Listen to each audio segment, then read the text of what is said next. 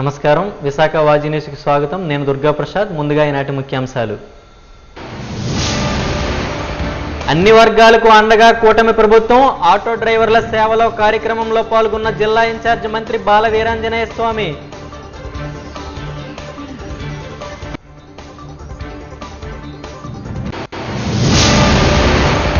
వాడి వేడిగా ఉమ్మడి విశాఖపట్నం జిల్లాల సర్వసభ్య సమావేశం. పలు అంశాలపై రసవత్తర చర్చ.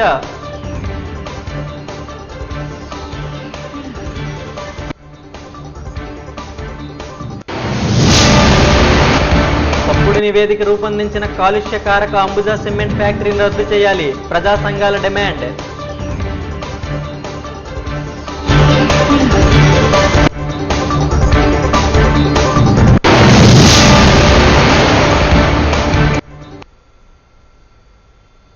ఇక డీటెయిల్స్ చూద్దాం. ఆటో డ్రైవర్ల సేవలో పథకంతో ఆటో డ్రైవర్లకు భరోసానిచ్చిన విజనరీ నాయకుడు చంద్రబాబుని జిల్లా ఇన్ఛార్జ్ మంత్రి డోల బాల వీరాంజనేయ స్వామి అన్నారు. సిరిపురం విఎంఆర్డీఏ చిల్డ్రన్ ఎరీనాలో ఏర్పాటు చేసిన ఆటో డ్రైవర్ల సేవలో కార్యక్రమంలో ఆయన ముఖ్య అతిథిగా పాల్గొన్నారు. ముందుగా ప్రభుత్వం అతిథి గృహం నుంచి ఆటోలో చిల్డ్రన్ ఎరీనాకు చేరుకున్నారు. తూర్పు నియోజకవర్గం ఎమ్మెల్యే వెలగపూడి రామకృష్ణబాబు, కలెక్టర్ హరేంద్ర ప్రసాద్లతో కలిసి ఈ కార్యక్రమాన్ని ప్రారంభించి మాట్లాడారు. రాష్ట్ర వ్యాప్తంగా సొంత ఆటో, ట్యాక్సీ, మ్యాక్సీ క్యాబ్ డ్రైవర్లను గుర్తించి 2.90 లక్షల మందికి లబ్ధి చేకూరేలా కూటమి ప్రభుత్వం 435.35 కోట్ల నిధులు కేటాయించడం విశేషమన్నారు. ఒక్కో డ్రైవర్కి ఏడాదికి 15,000 చొప్పున ఆర్థిక సహాయం అందిస్తుందని తెలిపారు. ఈ పథకం కింద జిల్లాలో 22,955 మంది ఆటో డ్రైవర్లకు 34.43 కోట్ల లబ్ధి చేకూరుతుందని తెలిపారు. జగన్ పాలనలో నిర్లక్ష్యానికి గురైన ఆటో డ్రైవర్లకు కూటమి ప్రభుత్వం అమలు చేస్తున్న ఈ పథకంతో ఆర్థిక భరోసా లభిస్తుందన్నారు. మీరు మళ్ళీ అప్పీల్ చేసుకోండి. మీ అప్పీల్ పరిష్కరించి వారందరికీ ఇవ్వాలనేది మేము సంకల్పంలో ఇక్కడ ఉన్నటువంటి వేదిక మీద ఉన్నటువంటి అందరూ కూడా సామాజిక వర్గానికను ఒక రాజకీయ మందికి బ్రాహ్మణులకు 3,365 మందికి గౌరవ ముఖ్యమంత్రి శ్రీ నారా చంద్రబాబు నాయుడు గారి సారథ్యంలో ఎన్డీఏ ప్రభుత్వం ఈరోజు ఒక కొత్త పథకానికి నాంది పలుకుతా ఉన్నారు. పేద ప్రజలకు అందరికీ అందుబాటులో ఉండేటువంటి ఆటో, క్యాబ్స్, మ్యాక్సీ క్యాబ్ వీళ్ళందరికీ కూడాను ఆటో డ్రైవర్ సేవలు అనే కార్యక్రమం ద్వారా ఒక్కొక్కరికి 15,000 రూపాయలు వారి అకౌంట్లో జమ చేసే విధంగా ఈరోజు కార్యక్రమం తీసుకున్నాం. విజయవాడలో ముఖ్యమంత్రి గారు, ఉప ముఖ్యమంత్రి గారు, అదేవిధంగా మన విద్యాశాఖ మంత్రి కలిసి ఈ కార్యక్రమాన్ని లాంఛనంగా ప్రారంభిస్తూ ఉన్నారు. ఈరోజు మనం తీసుకునే రాష్ట్ర వ్యాప్తంగా మనకి సుమారుగా 2,90,000 మందికి 465 కోట్ల రూపాయలని వారి అకౌంట్లో జమ చేస్తూ ఉన్నాం. మన విశాఖపట్నం జిల్లాలో 22,955 మందికి 34.43 కోట్ల రూపాయలు వారి అకౌంట్లో జమ చేస్తూ ఉన్నాం. ఇది చాలా పెద్ద మొత్తంలో ఇస్తున్నాం. కొంతమంది గతాల్లో ఇచ్చిన కొంత 10,000 అలా ఇచ్చున్నారు. మేము ఎన్నికల మేనిఫెస్టో చెప్పకపోయినప్పటికీ కూడాను మన ఆటో యజమానులు, డ్రైవర్లు చెప్పిన వారి యొక్క సూచనల ప్రకారం వారికి ఇబ్బందులు రాకూడదనే ఉద్దేశంతో ఇది అందిస్తూ ఉన్నాం. ఒకసారి తీసుకుంటే ఆటోలకి లైఫ్ ట్యాక్స్ కూడా మేము రద్దు చేసాం 2019 ముందు. ఆ రోజు ముఖ్యమంత్రి శ్రీ నారా చంద్రబాబు నాయుడు 3.0 ప్రోగ్రామ్ ఆయన మూడోసారి ముఖ్యమంత్రి అయిన సందర్భంలో ఆటోలకి మనం ఉన్నటువంటి లైఫ్ ట్యాక్స్ రద్దు చేయడం జరిగింది. అదేవిధంగా మోటార్ ఫీల్డ్లో ఉన్న గ్రీన్ ట్యాక్స్ కూడా ఈరోజు రద్దు చేయడం జరిగింది. ఏదైనా కానీ ప్రభుత్వం పూర్తి స్థాయిలో పేదలకు అండగా ఉన్న లక్ష్యంతో మేము ముందుకెళ్తా ఉన్నాం.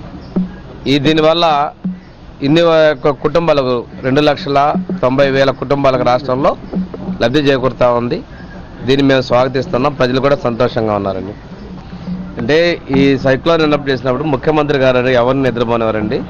వారు ఆర్టీజీఎస్ ద్వారా కానీ మనకి అందుబాటులో ఉన్నట్టు ఇన్ఛార్జ్ మంత్రులు, అదేవిధంగా అధికారులు తీశారు. నేను కూడా కలెక్టర్, ఎస్పీ, కమిషనర్తో కూడా మాట్లాడడం జరిగింది.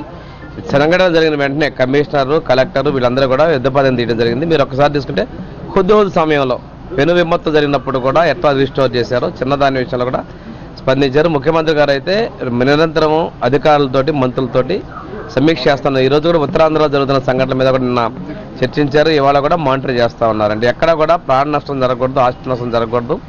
ప్రజలకు కావాల్సినటువంటి పవరు, వాటర్ ఇవన్నీ కూడా వెంటనే రిస్టోర్ చేయాలనేది, ట్రాన్స్పోర్టేషన్ చేయాలనేది ముఖ్యమంత్రి గారు. దాని విధంగా చేసిన అధికారులందరినీ కూడా నేను మనస్ఫూర్తిగా అభినందన తెలియజేస్తాను. అంటే స్త్రీ శక్తి మేము ఎన్నికల మేనిఫెస్టో చెప్పామండి. మాకు మంచి స్పందన వచ్చింది. ఆటో డ్రైవింగ్ చేసే సోదరులు మాకేమన్నా నష్టం జరుగుతుందనేది వాళ్ళు ఆందోళన చేశారు. అంటే వాళ్ళు ఆవేదన వ్యక్తపరిచారు. దాని ప్రకారం కూడా ప్రభుత్వం వారికి నెలకి 1500 రూపాయలు లెక్కన మనం ఈ రోజున సంవత్సరానికి 15,000 రూపాయలు మనం అందజేస్తా ఉన్నాం. ఇది వారందరూ కూడా సంతోషంగా దీన్ని స్వాగతిస్తా ఉన్నారు. మీరు కూడా ఒకసారి చూడండి, మనం చిల్డ్రన్స్ ఏరియాకి వెళ్ళినప్పుడు వారి స్పందన కూడా మీరు తెలుసుకుందరు. వారైతే ప్రభుత్వం చేసేటువంటి 15,000 రూపాయలు ఇంతకుముందు ఎవరు కూడా చేయనంత పెద్ద మొత్తం వారి యొక్క ఆర్థిక సహకారం, దీన్ని వారు స్వాగతిస్తున్నారండి. ఇప్పుడు మెడికల్ కాలేజ్ అంటే ఒకటి అసెంబ్లీలో కూడా చెప్పాం, మేము ప్రైవేట్ పరం చేయట్లా, పబ్లిక్ ప్రైవేట్ పార్ట్నర్షిప్ PPP విధానంలో అభివృద్ధి చేస్తున్నాం. ఇక్కడ ఒక విషయం తీసుకుంటే ముఖ్యమంత్రి గారు ఇంతకుముందు ప్రభుత్వ కాలేజీల్లో కూడా సీట్లను ప్రైవేట్ పరం చేశారు. చరిత్ర వాళ్ళు మర్చిపోతున్నారు. నిర్మాణం పూర్తి కాలేదు. వాళ్ళు చేసినటువంటిది చాలా తక్కువ, 18% కూడా మించకుండా చేసినటువంటి నిర్మాణాల్లో కాలేజీలు వెళ్ళాలంటే అసాధ్యం. మీరు అండితేనే సీట్లు 50 ఇచ్చారు. అక్కడ స్ట్రెంగ్త్ కాలేదు కాబట్టి మెడికల్ కలుపుతాం స్పష్టంగా. కేంద్రం పబ్లిక్ ప్రైవేట్ పార్ట్నర్షిప్లో కూడా మేము మెడికల్ కాలేజీ నిర్మాణాన్ని చేస్తున్నాం. పేదలకు ఇచ్చేటువంటి సీట్లు ఎక్కడ కూడా నష్టపోకుండా మేము ప్రభుత్వ పరంగా అన్ని సీట్లు పెరుగుతున్నాయి. పేదలకి ప్రభుత్వ సీట్లు కూడా మేము మహిళల భద్రతకు సంబంధించిన నేషనల్ ర్యాంకింగ్లో విశాఖ 2వ స్థానంలో నిలవడం గర్వకారణమని ఎంపీ శ్రీభరత్ అన్నారు. అలాంటి విశాఖలో మహిళల భద్రత స్వావలంబన కోసం ఫెమీ రైడ్స్ యాప్ లాంచ్ చేయడం అభినందించదగ్గ విషయమని పేర్కొన్నారు. ఎంవీపీలో ఐఏఎంలో ఫెమీ రైడ్స్ యాప్ లాంచ్ కార్యక్రమంలో ఆయన ముఖ్య అతిథిగా పాల్గొని యాప్ లోగోను ఆవిష్కరించారు. ఈ సందర్భంగా ఆయన మాట్లాడుతూ తమ కుటుంబ పోషణ కోసం స్వశక్తితో డ్రైవింగ్పై ఆసక్తితో ఫెమీ రైడ్స్లో పనిచేయడానికి మహిళలు మరింత ఆత్మవిశ్వాసంతో పనిచేసేందుకు అవసరమైన సహకారాన్ని ప్రభుత్వం అందిస్తుందని హామీ ఇచ్చారు. ఫెమీ రైడ్స్ ఇప్పటికే 500 మందికి డ్రైవింగ్ శిక్షణ ఇవ్వడంతో పాటు సమర్థవంతంగా రైడర్స్గా పనిచేయడానికి ముందుకు వచ్చిన 50 మంది మహిళలు చాలా కాన్ఫిడెన్స్తో పనిచేసే అవకాశం కల్పించడం హర్షణీయమన్నారు.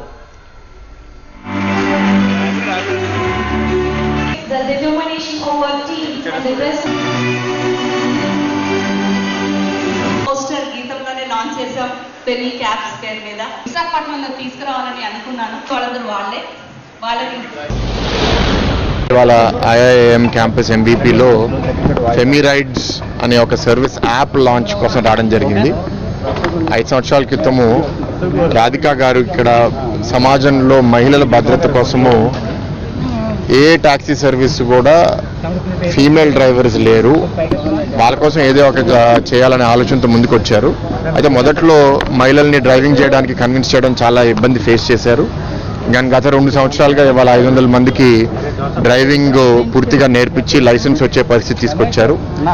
వాళ్ళ ఆర్గనైజేషన్ ద్వారా కూడా ఇవాళ ఒక 50 మంది స్టాఫ్, అందరు డ్రైవింగ్ కేపబిలిటీ ఉన్నవాళ్ళు, ఒక 21 వెహికల్స్, అంటే అన్ని రకాల వెహికల్స్, బైక్లు, కార్లతో కలిపి పెట్టి ఇవాళ మహిళలకి వాళ్ళు ఇస్తున్నారు. ఇప్పుడు ఏంటంటే ఒక యాప్ లాంచ్ చేసి రాత్రిపూట కూడా మహిళలకి టాక్సీ సర్వీసెస్ ప్రొవైడ్ చేయాలనే ఆలోచనతో ముందుకెళ్తున్నారు. అయితే ఇక్కడ సురేష్ గారు కూడా నాతో ఉన్నారు. ఇన్ఫోసిస్ ఇక్కడ ప్రారంభించిన తర్వాత వాళ్ళు 3 షిఫ్ట్లు ఆపరేట్ చేస్తున్నారు. రాత్రిపూట మహిళల్ని పనిచేయించడం అనేది ఇబ్బందికరమైన విషయం, ఎందుకంటే వాళ్ళకి కొన్ని ఇష్యూస్ ఉంటుంది. అక్కడ స్ట్రీట్ లైట్స్ లేవు, మాకు బస్సు లేదు, రాత్రిపూట వెళ్ళే వాళ్ళకి ట్యాక్సీలు లేవు అని. సో ఆయన కూడా ఇప్పుడు ఫెమీ రైడ్స్ లాంటి ఒక ఆర్గనైజేషన్కి సపోర్ట్ చేయడానికి ముందుకొచ్చి ఇన్ఫోసిస్ ఫౌండేషన్ ద్వారా వాళ్ళు ఎవరెవరు మహిళలకైతే ట్రైనింగ్ ఇస్తున్నారో వాళ్ళకి ఫౌండేషన్ ద్వారా మేము ఆర్థిక సహాయం కూడా చేస్తామని చెప్పారు. ఇంకోటి ఇక్కడ అన్నది ఏంటి అంటే ట్రైనింగ్ చేసేటప్పుడు ఒక డ్రైవింగ్ స్కూల్ లాంటిది, ఒక డ్రైవింగ్ గ్రౌండ్ లాంటిది కూడా విశాఖపట్నం ప్రాంతంలో పెడితే మహిళలకి ట్రైన్ చేయడానికి బాగుంటుందని వాళ్ళు చెప్పారు. అయితే మహిళలకే కాదు అందరికీ పనికొచ్చే విధంగా ఒక మంచి డ్రైవింగ్ స్కూల్ విశాఖపట్నం చుట్టుపక్కల ప్రాంతాల్లో వస్తే సమాజానికి మంచిది, కాబట్టి దాన్ని ఎట్లా ప్రోత్సహించాలో నేను ఆలోచిస్తానని చెప్పడం జరిగింది. So this a very good initiative అండి. మీ అందరికీ తెలుసు విశాఖపట్నం మొన్నే ఒక నేషనల్ ర్యాంకింగ్లో కూడా దేశవ్యాప్తంగా ఉన్న అన్ని నగరాల్లో మహిళలకి భద్రత ప్రొవైడ్ చేయడంలో 2వ స్థానం పొందింది. కానీ మొదటి స్థానంలో వచ్చిన నగరం కూడా చాలా చిన్న నగరం, నాగాలాండ్లో 1,00,000 జనాభా కూడా లేని నగరం. సో పెద్ద నగరాల్లో చూస్తే దేశంలో నంబర్ 1 స్థానంలో మహిళల భద్రతలో విశాఖపట్నం ఉంది. సో ఇట్లాంటి ఆర్గనైజేషన్స్, ఇట్లాంటి నాయకులు కూడా ముందుకొచ్చి ఇది చేస్తే మరింత భద్రత పెరుగుతుంది. భవిష్యత్తులో రాబోయే కొద్ది నెలల్లోనే చాలా ఐటీ కంపెనీలు ఇక్కడ వాళ్ళ సర్వీసెస్ ప్రారంభిస్తున్నారు. ఇప్పుడు ఇన్ఫోసిస్తో పాటు TCS, Cognizant, Accenture, ANSR and ఇప్పుడు గూగుల్ డేటా సెంటర్ కూడా మీ అందరూ విన్నారు. ఇవన్నీ వచ్చిన తర్వాత మరింత మంది ఇక్కడ ఏంటంటే 24 అవర్స్ షిఫ్ట్లో పనిచేయడము, రాత్రి షిఫ్ట్లో పనిచేయడము, దాంట్లో మహిళలు ఒక పెద్ద సంఖ్య ఉండడము, వాళ్ళకి కూడా ట్రావెల్ చేయడానికి ఒక భద్రత లాంటి ఒక ప్లాట్ఫామ్ ఉంటే బాగుంటుందని I'm also very strongly supporting this. ఇంకో మంచి ఐడియా ఇచ్చింది ఏంటంటే ఎయిర్పోర్ట్లో కూడా ఫీమేల్ ప్యాసింజర్స్ ప్రత్యేకంగా రాత్రిపూట వచ్చినప్పుడు వాళ్ళు కూడా ఈ ఫెమిరైడ్స్ ఒక స్టాల్ ఎయిర్పోర్ట్లో పెడితే బాగుంటుందని కోరడం జరిగింది. అది కూడా నేను ఎయిర్పోర్ట్ మేనేజ్మెంట్తో మాట్లాడి పెడితే బాగుంటుందని వాళ్ళకి సలహా ఇస్తాను. ఈ రోజున మేము ఎదురు చూస్తున్న రోజు రానే వచ్చింది. It's women celebration for women safety and women empowerment కోసం ఈ రోజు మేము ప్రయత్నం చేశాము. ఆ ప్రయత్నాన్ని మీ ముందు ఉంచాము. So ఫెమిరైడ్స్ app women centric transport solution గా ఈ రోజు మీ అందరి ముందు లాంచ్ చేయడం జరిగింది.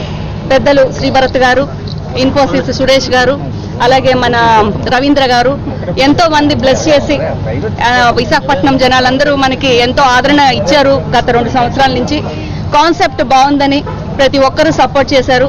విశాఖపట్నంలో ఇది పైలట్ ప్రాజెక్ట్ గా మేము మొదలు పెట్టాము యాప్ని. అండ్ అతి త్వరలో ఇది అదర్ స్టేట్స్ కూడా ఫ్లై చేస్తాం ఫ్రాంచైజ్ మోడల్లో. సో మీ అందరి సహకారం మా ఫెమిరైట్స్కి ఉండాలి.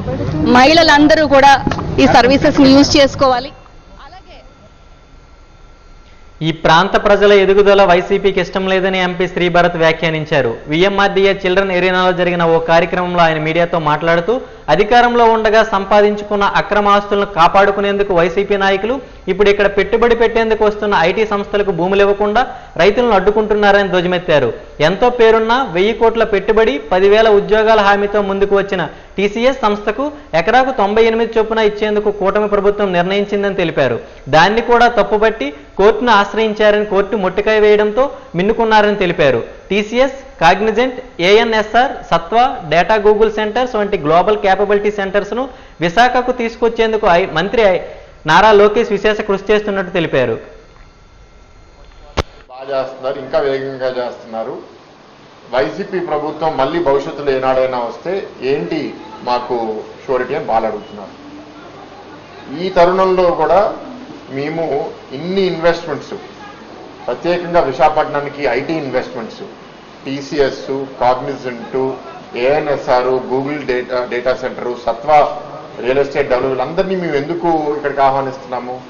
ఈ 5 ఏళ్ళలో ఐడియానే కాదు, క్యాబినెట్ క్లియరెన్స్ అయిపోవాలి, ల్యాండ్ అలొకేషన్ అయిపోవాలి, వాళ్ళు పెట్టుబడి పెట్టి బిల్డింగ్ కట్టేయాలి, ఇక్కడ ఉద్యోగులు కూడా వచ్చేసి స్థిరపడిపోతే ఉద్యోగులు వచ్చేసిన తర్వాత వైసీపీ దీన్ని ఏమీ అడ్డుకోలేరనే ఒక ఆలోచనతో మేము పనిచేస్తున్నాం. ఇది జరగడం వైసీపీ వాళ్ళకి ఇష్టం లేదు. ఉత్తరాంధ్ర అభివృద్ధి జరగాలని ఒకవైపు వాళ్ళు ఒక అబద్ధపు నమ్మకం సృష్టించాలని ప్రయత్నిస్తూ ఇంకోవైపు ఇక్కడ వచ్చే పెట్టుబడులు ఎట్లా అడ్డుకోవాలి? ఉదాహరణ టీసీఎస్ లాంటి సంస్థ ఇక్కడ 1000 కోట్ల పైగా పెట్టుబడులు పెట్టి 10,000 ఉద్యోగాలు మినిమం ఇక్కడ సృష్టించాలని కమిట్మెంట్ తీసుకుని రావాలని మనము ల్యాండ్ వాళ్ళకి ఎకరం 99 పైసలకి ఎందుకు ఇచ్చాము? అంత వేగంగా అంత కమిట్మెంట్తో వాళ్ళు ఇక్కడే డెవలప్ చేస్తారని. ప్రపంచవ్యాప్తంగా ఐటీ రంగంలో చాలా మార్పులు వచ్చినా సరే ఇక్కడ మేము 10,000 ఉద్యోగాలు సృష్టించాలనే కమిట్మెంట్తో చేశాం. దాన్ని అడ్డుకోవడానికి వైసీపీ నాయకులు కోర్టుకు వెళ్ళి ఆ ల్యాండ్ ఇవ్వడానికి వీల్లేదని ప్రయత్నించారు. కోర్టు కూడా ఏంటి అంటే రాష్ట్రము ఇన్వెస్ట్మెంట్ అట్రాక్ట్ చేయడానికి చేసేది తప్పు కాదని వాళ్ళు అనడం వల్ల వాళ్ళకి మొట్టికాయ తగిలింది. దీని పాలసీ, మన వెనకాల పాలసీ ఏంటి? ఏ పడితే ఆ కంపెనీకి ఇవ్వట్లేదు కదా. ఐటీ రంగంలో మనం ఎవరికైనా ల్యాండ్ ఇస్తుంటే వాళ్ళకి మినిమం $1 బిలియన్ వాల్యుయేషన్ అంటే ఒక 8,000 కోట్ల పైగా కంపెనీ విలువ ఉండి ప్రపంచవ్యాప్తంగా ఒక బ్రాండ్ నేమ్ ఉంటే అట్లాంటి ఐటీ కంపెనీలకి మనము భూమి కేటాయిస్తున్నాము. ఆ కంపెనీలు ఉట్టిగా భూమి కోసం ఇక్కడికి వచ్చి 1000 కోట్లు 1,100 కోట్లు పెట్టుబడి పెట్టరు కదా. సో టీసీఎస్ది మనకి ఆ అడ్డంకు వాళ్ళు ప్రయత్నించారు, దాన్ని దాటాము. ఇప్పుడు గూగుల్ డేటా సెంటర్ 1000 కోట్లు కాదు, 2,000 కోట్లు కాదు, $6 బిలియన్ అంటే మన రూపీస్లో 50,000 కోట్లు పైగా పెట్టుబడి. వాళ్ళు యుఎస్ బయట అతిపెద్ద ఇన్వెస్ట్మెంట్, భారతదేశంలో కూడా అతిపెద్ద ఇన్వెస్ట్మెంట్ విశాఖపట్నానికి రాబోతుంది. దాన్ని ఎంత వేగంగా చేయాలనే ఉద్దేశంతో ఇవాళ ముఖ్యమంత్రి గారు, రాష్ట్ర ఐటీ మంత్రి నారా లోకేష్ గారు అహర్నిశలు కష్టపడి పనిచేస్తుంటే దాన్ని కూడా అడ్డుకోవాలి, ల్యాండ్ ఎక్విజిషన్ అవ్వకుండా అక్కడున్న రైతుల్ని కూడా రెచ్చగొట్టాలి, ఫాల్స్ కేసెస్ వేయాలి. ప్రత్యేకంగా ఒకరి కేసు ఎవరి పేరు మీద అయితే వాళ్ళు వేశారో వాళ్ళు చనిపోయారు, వాళ్ళ మీద కేసు వేసి దీన్ని అడ్డుకోవడం ప్రయత్నిస్తుంటే ఉత్తరాంధ్ర ప్రజలందరూ ఒకసారి గమనించాలి. వైసీపీ నాయకులకి మీ మీద ఉన్న కమిట్మెంట్ ఏంటి? నాట్ జస్ట్ ఉత్తరాంధ్ర నాయకులు, ఎంటైర్ వైఎస్ఆర్సీపీ పార్టీ గురించి నేను అంటున్నాను. మీరందరూ న్యూస్లో చూశారు, 5 సంవత్సరాలు వాళ్ళు చాలా ల్యాండ్ పోగు చేసుకున్నారని, వాళ్ళకి ఇల్లీగల్గా అన్ని రకాలుగా ప్రొక్యూర్ చేసుకున్నారని, ఆ ల్యాండ్ పోతుందనే భయంతో ఇక్కడ ఉన్న రైతుల్ని కూడా రెచ్చగొట్టి వాళ్ళు సహకరించకుండా చేయాలనే ఒక ఆలోచనతో కూడా వాళ్ళు పనిచేయడం చాలా ఒక దురదృష్టం. దీని ద్వారా ప్రజలకు అవగాహన పెరగాలి. ఎందుకంటే వాళ్ళు క్లెయిమ్ చేసేది ఇన్ఫోసిస్ మేము తీసుకొచ్చాము అని. అందరూ ఒకసారి గమనించండి, ఇన్ఫోసిస్ రావడానికి వాళ్ళు ఏదన్నా ల్యాండ్ అలాట్మెంట్ చేశారా, ఏదన్నా ఒక జియో ఇష్యూ చేశారా? లేదు. ఇప్పుడు దాకా వాళ్ళు చూపించలేకపోయారు. ఇన్ఫోసిస్ స్వతహాగా 2020 పాండమిక్ వచ్చిన తర్వాత వర్క్ ఫ్రమ్ హోమ్ వచ్చి చాలా మంది విశాఖపట్నం, ఉత్తరాంధ్ర. ఉమ్మడి విశాఖపట్నం జిల్లా పరిషత్ సర్వసభ్య సమావేశం చైర్పర్సన్ జల్లపల్లి సుభద్ర అధ్యక్షతన ప్రారంభమైంది. ఈ సమావేశంలో శాసన మండలి ప్రతిపక్ష నేత బొత్స సత్యనారాయణ, రాజ్యసభ సభ్యులు గొల్ల బాబురావు, ఎమ్మెల్యేలు, ఎమ్మెల్సీలు, విశాఖపట్నం, అనకాపల్లి, అల్లూరు జిల్లాల జాయింట్ కలెక్టర్లు, ఎంపీటీసీలు, జెడ్పీటీసీలు, వివిధ విభాగాల అధికారులు పాల్గొన్నారు. సభ్యులు పలు అంశాలపై లేవనెత్తిన ప్రశ్నలకు అధికారులు సమాధానాలిచ్చారు. పలు అంశాలపై వాడివేడిగా చర్చ జరిగింది. చైర్పర్సన్ సుభద్ర, అధికారులు, ప్రజాప్రతినిధులతో కలిసి పలు అభివృద్ధి ప్రజా సమస్యలపై సమీక్షించారు. ముఖ్యంగా గ్రామీణ రహదారులు, తాగునీటి సమస్యలు, విద్య, వైద్య సదుపాయాల అభివృద్ధిపై చర్చ సాగింది. ఈ సమస్యలకు సత్వర పరిష్కారం తీసుకురావాలని ఆమె సూచించారు.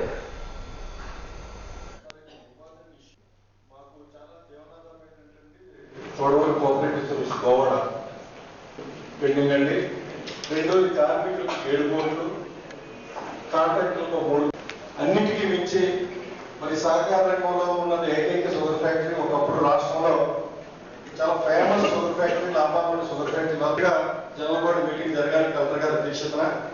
మరి దాన్ని కూడా మరి ఎందుకన్నా మరి సిసిఎస్ లిమిటెడ్ ఎవరు వచ్చారో తెలియదు, కానీ పలు రకాలుగా రైతుల డిమాండ్లన్నీ కూడా ప్రధాన మాధ్యమాల ద్వారా తెలియజేసినప్పుడు కూడా ఈ రోజు నుంచి కూడా పూర్తిగా మరి చాలా అమౌంట్ ఇప్పుడు వచ్చి కూడా పెండింగ్ లో పడింది. గతంలో కూడా పెండింగ్ ఉన్నప్పుడు కూడా మరి ఆనాటి ప్రభుత్వంలో పెద్దలు ఇండస్ట్రీస్ ఈ సభ్యులు ఇదిగాని మాట్లాడిన సందర్భాలు లేవు. కాబట్టి మరి దయచేసి చూడాలి షుగర్ ఎవరు వచ్చారో సత్యనారాయణ గారు మరి కౌన్సిల్లో కూడా మాట్లాడడం కోరుకుంటూ, మరి ఇంకో విషయం కూడా ఇప్పుడే గౌరవ సభ్యులు ఈ పిండి గురించి మాట్లాడే ఒప్పంటే జరిగలుగా లేదు, దాన్ని పండించుకోవడానికి వరే ఉంచమని చెప్పేసి ప్రభుత్వానికి నిరసన నెలలోనే ఒక్కొక్క రేటు చేసి దానికి సంతోషం ఎంపీ పిండ్లు కట్టించినట్టుగా చేసే కార్యక్రమాలు చాలా ఇబ్బంది పడే పరిస్థితి వస్తుంది. కాబట్టి దయచేసి గతంలో కూడా చెప్పామండి, ఇది చాలా దారుణంగా సింపతిగా ఉండండి, కానీ ఎక్కడ నిలుపుదల చేసిన జేపీ ఆఫ్ సోర్స్ కార్మికులను విధుల్లోకి తీసుకోవాలని Visakha port contract workers union demand చేసింది. ఈ మేరకు జీవీఎంసీ గాంధీ విగ్రహం వద్ద నిరసన తెలిపింది. ఈ సందర్భంగా సిఐటియు జిల్లా ఉపాధ్యక్షులు కెఎం కుమార్ మంగళం మాట్లాడుతూ కార్మిక చట్టం అమలు చేయమంటే కార్మికులను తొలగించడం దుర్మార్గమని వాపోయారు. పోర్ట్ జేపీ ఆఫ్ సోర్ యాజమాన్యం కార్మికులను చట్టవిరుద్ధంగా నిలిపివేయడం, సక్రమంగా వేతనాలు చెల్లించకపోవడం వంటి చర్యలపై జిల్లా కలెక్టర్ జోక్యం చేసుకుని చర్యలు తీసుకోవాలని డిమాండ్ చేశారు. లేకుంటే ఆందోళన తీవ్రతరం చేస్తామని హెచ్చరించారు.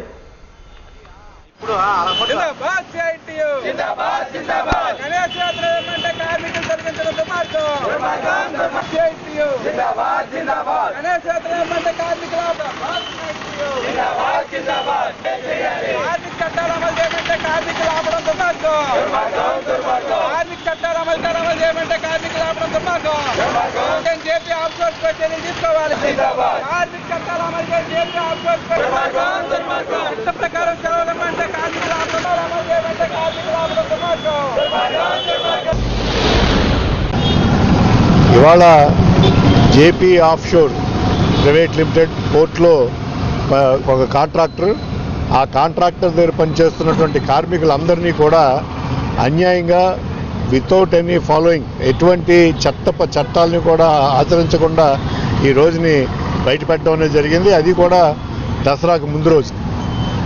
ఏంటయ్యా వీళ్ళు చేసిన తప్పు అంటే, చట్ట ప్రకారం ఏదైతే ఇవ్వాలో కనీస వేతనం ఇవ్వమని చెప్పి అడిగారు. ఈ రోజు దాకా 14,500 రూపాయలు మాత్రమే పే చేస్తున్నారు. చట్ట ప్రకారం వీళ్ళకి ఇవ్వవలసింది 17,524 రూపాయలు. ఆ 17,524 రూపాయలు ఇవ్వండి, చెల్లించండి మాకు అని చెప్పి డిమాండ్ చేస్తే ఈ రోజున వాళ్ళని తొలగించడం జరిగింది. ఈ డిమాండ్ ఏదో ఒక్క రోజులో చేసింది కాదు, దఫాలుగా యాజమాన్యాన్ని దృష్టికి తీసుకెళ్ళాం, అలాగే లేబర్ ఆఫీసర్ దృష్టికి తీసుకెళ్ళాం, లేబర్ కమిషనర్ ఆఫీస్ దృష్టికి తీసుకెళ్ళినా అక్కడ ఒప్పుకున్నటువంటి ఒప్పందాలను కూడా ఈ రోజున అమలు చేయకుండా ఈ రోజు జేపీ ఆఫ్షోర్ యాజమాన్యం ప్రవర్తిస్తున్నది. వాళ్ళు అలా ప్రవర్తిస్తూ తిరిగి కార్మికులు పనిచేయట్లేదు అనేటువంటి అభాండాన్ని కార్మికుల మీద మోపుతున్నది. ఎందుకంటే వీళ్ళు 12 గంటలు వీళ్ళు చేయించుకుంటున్నారు. అది 12 గంటలు చేయించుకోవడం అనేది చట్టబద్ధ నేరం. అటువంటి పనులు కాకుండా 8 గంటల పని విధానం మాత్రమే మేము అమలు చేస్తాం, 8 గంటలు పని చేస్తాం, మా జీతానికి తగినట్లు మేము పని చేస్తామని చెప్పారు వీళ్ళు. అది కరెక్ట్ కాదు. మీరు 12 గంటలు పని చేయట్లేదు కనుక మీరు పని చేయనట్లే లెక్క అనేటువంటి పద్ధతుల్లో ఈరోజు జేపీ ఆఫ్షోర్ ప్లాట్ఫామ్స్ వాళ్ళు పనిచేస్తున్నారు. ఆ రకంగా ఏంటంటే ఒక దుర్మార్గపు చర్య. ఎందుకంటే పండగ ముందుని వాళ్ళు ఉద్యోగాలు తీస్తారు, కొన్ని నెల జీతాలు ఇస్తున్నారంటే గత 2 నెలలు బట్టి వీళ్ళకి రావాల్సిన వేతనాన్ని కూడా చెల్లించలేదు. ఇది వేతనం చెల్లించకపోవడం. అలాగే పోర్ట్ యాజమాన్యం దృష్టికి కూడా తీసుకెళ్ళాం. పోర్ట్ యాజమాన్యంలో సెక్రటరీ గారు కూడా మాట్లాడారు వాళ్ళందరితోటిను. ఇంకా ఎటువంటి నిర్ణయం జరిగింది ఏంటి అనేటువంటిది మనకి తెలియవలసింది. తప్పుడు నివేదిక రూపొందించిన పర్యావరణ వ్యతిరేక కాలుష్యకారక అంబుజా సిమెంట్ ఫ్యాక్టరీని రద్దు చేయాలని ప్రజా సంఘాలు డిమాండ్ చేశాయి.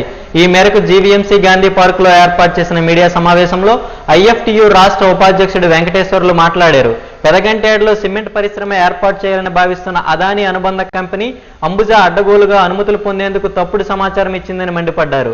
నివాస ప్రాంతాలకు 500 మీటర్ల దూరంలో సిమెంట్ కంపెనీలు ఉండాలని పర్యావరణ నిబంధనలు చెప్తున్నాయని అన్నారు. కానీ అంబుజా నిర్మించి తలపెట్టిన సిమెంట్ కంపెనీ జనావాసాలకు కేవలం 130 మీటర్ల దూరంలోపే ఉందని తెలిపారు. అనేక విషతుల్య రసాయనాలు వెదజల్లే అవకాశం ఉన్న ఈ ప్లాంట్ కారణంగా ప్రాంత ప్రజలందరికీ క్యాన్సర్, ఊపిరితిత్తులు, చర్మ వ్యాధులు వంటి అనేక వ్యాధులు వచ్చే అవకాశం ఉందని, అందువల్ల తక్షణమే అనుమతులు రద్దు చేయాలని డిమాండ్ చేశారు. లేకుంటే ఈ ఉద్యమాన్ని తీవ్రతరం చేయాల్సి వస్తుందని హెచ్చరించారు.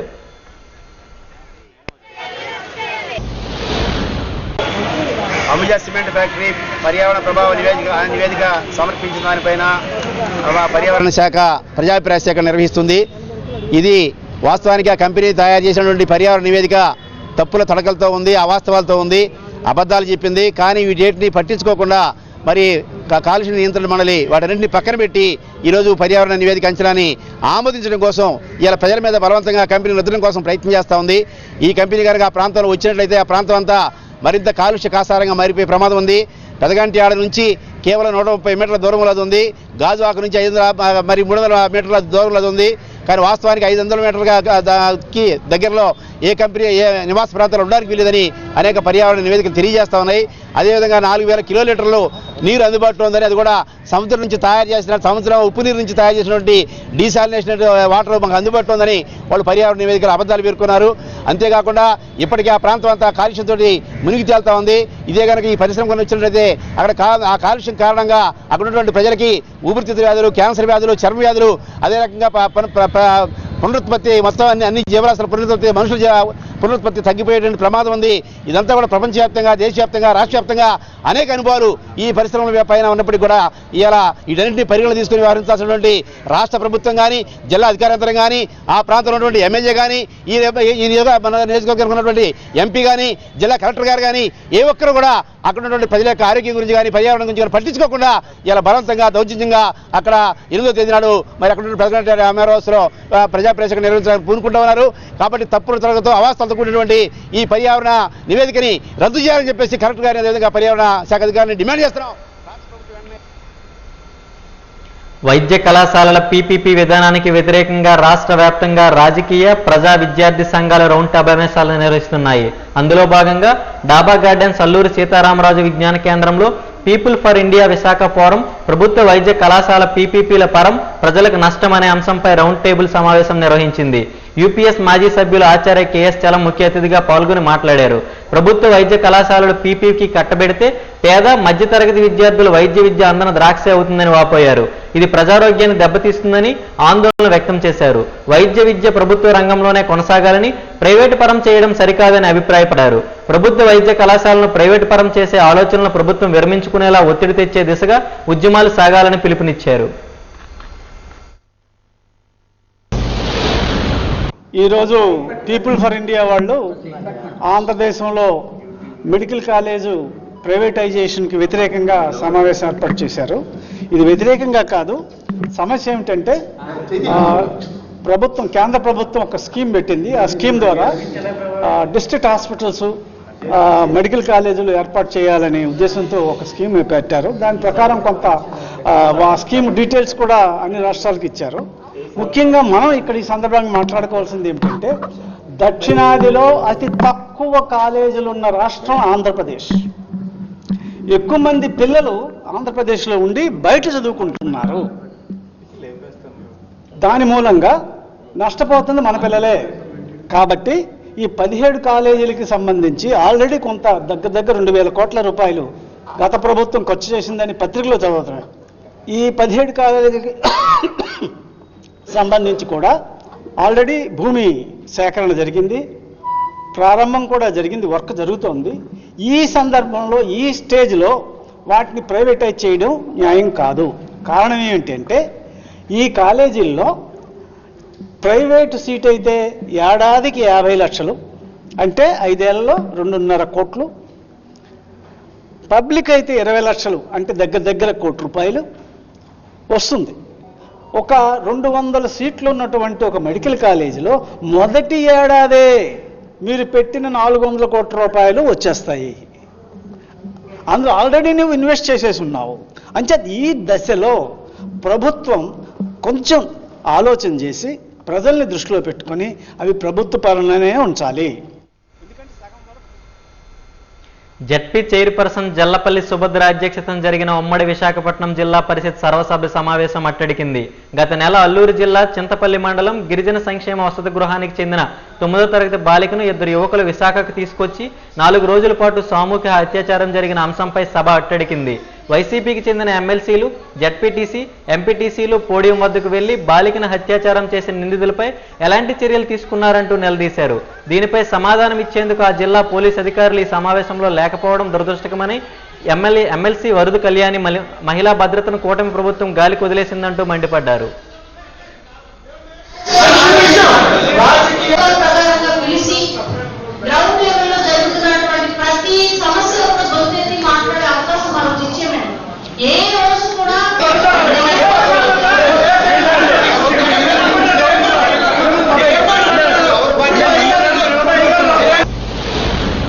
అల్లూరు జిల్లా చింతపల్లి మండలంలోని ఒక గిరిజన సంక్షేమ ఆశ్రమ పాఠశాలలో 9వ తరగతి చదువుతున్న బాలికను 2 వ్యక్తులు విశాఖపట్నం తీసుకొచ్చి 4 రోజులు గ్యాంగ్ రేప్ చేయడం జరిగింది. వాళ్ళు సెప్టెంబర్ 13న పోలీస్ స్టేషన్కి వెళ్ళి కంప్లైంట్ ఇస్తే ఆ అమ్మాయి తాలూకా మనుషులు వెళ్ళి కంప్లైంట్ ఇస్తే కనీసం పోలీసులు కంప్లైంట్ కూడా తీసుకొని దురదృష్టకరమైన సంఘటన జరగడం నిజంగా చాలా బాధాకరం. చివరికి వాళ్ళు కలెక్టర్కి కంప్లైంట్ ఇవ్వడం జరిగింది. ఇంతకీ ఎప్పటికైనా కేసు నమోదు చేశారా, వాళ్ళకి అరెస్ట్ చేశారా అనేది తెలుసుకుందామంటే జిల్లా పరిషత్లో కనీసం శాంతి భద్రతలకు సంబంధించి ఆ డిపార్ట్మెంట్కి సంబంధించి ఏ ఒక్కరూ రాని పరిస్థితి. ఎస్పీ నుంచి కనీసం ఎస్ఐ వరకు ఎవరు కూడా రాకుండా ఎంత నిర్లక్ష్యపూరితంగా వ్యవహరిస్తున్నారో మనం అర్థం చేసుకోవచ్చు. ఎంత దారుణం అంటే, ఒక అమ్మాయిని 4 రోజులు గ్యాంగ్ రేప్ జరిగిన కనీసం చర్యలు తీసుకోవట్లేదంటే మహిళల రక్షణ ఎంత దారుణంగా ఈ కూటమి ప్రభుత్వంలో ఉందో అర్థం చేసుకోవచ్చు. ఇది జరిగింది ఉమ్మడి విశాఖపట్నం జిల్లా. జరిగిందేమో విశాఖపట్నంలో, ఆ అమ్మాయి ఏమో అల్లూరు సీతారామరాజు జిల్లా. ఈ జిల్లాలో, ఈ ఉమ్మడి విశాఖపట్నం జిల్లాలో ఈ రాష్ట్ర హోంమంత్రి, అది కూడా మహిళా హోంమంత్రి ఉన్నారు ఈ జిల్లాలో. ఉండి కూడా ఎంత ఘోరంగా మహిళల రక్షణ ఉంది అంటే ఇంకా రాష్ట్రం అంతా మహిళల రక్షణ ఏ విధంగా ఉందో అర్థం చేసుకోవచ్చు. అసలు ఈ కూటమి ప్రభుత్వం అధికారంలోకి వచ్చాక మహిళల రక్షణ పూర్తిగా గాలికి వదిలేసింది. ఈరోజు ఈ 15 నెలల్లో తీసుకుంటే మహిళలపై నేరాలు 4% పెరగడం జరిగింది. అలాగే రేప్ కేసులే తీసుకుంటే 9% పెరిగాయి. అసలు ఈరోజు కూటమి ప్రభుత్వం అధికారంలోకి వచ్చాక మద్యము, గంజాయి, డ్రగ్స్ ఏరులై పారుతూ ఉండే పరిస్థితి. వీళ్ళు మాట్లాడితే మద్యమే సమీక్షలు చేస్తూ ఉంటారు, కానీ మహిళల రక్షణ కోసం ఒక్క సమీక్ష అయినా చేశారా అని నేను అడుగుతూ ఉన్నాను. ఎంత దారుణమైన పరిస్థితులు నెలకొంటూ ఉంటే ముఖ్యమంత్రి గారు ఏం చేస్తూ ఉన్నారు, డిప్యూటీ సీఎం గారు ఏం చేస్తున్నారు, ముఖ్యంగా మహిళా హోంమంత్రి ఏం చేస్తూ ఉన్నారు? వాజీ న్యూస్ ముగించే ముందు ముఖ్యాంశాలు మరొకసారి. అన్ని వర్గాలకు అండగా కూటమి ప్రభుత్వం ఆటో డ్రైవర్ల సేవలో కార్యక్రమంలో జిల్లా ఇన్ఛార్జ్ మంత్రి బాల వీరాంజనేయ స్వామి.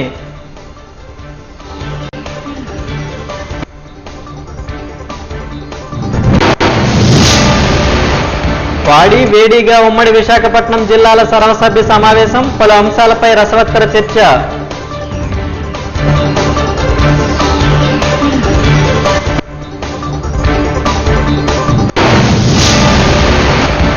తప్పుడు నివేదిక రూపొందించిన కాలుష్య కారక అంబుజా సిమెంట్ ఫ్యాక్టరీని రద్దు చేయాలి, ప్రజా సంఘాల డిమాండ్.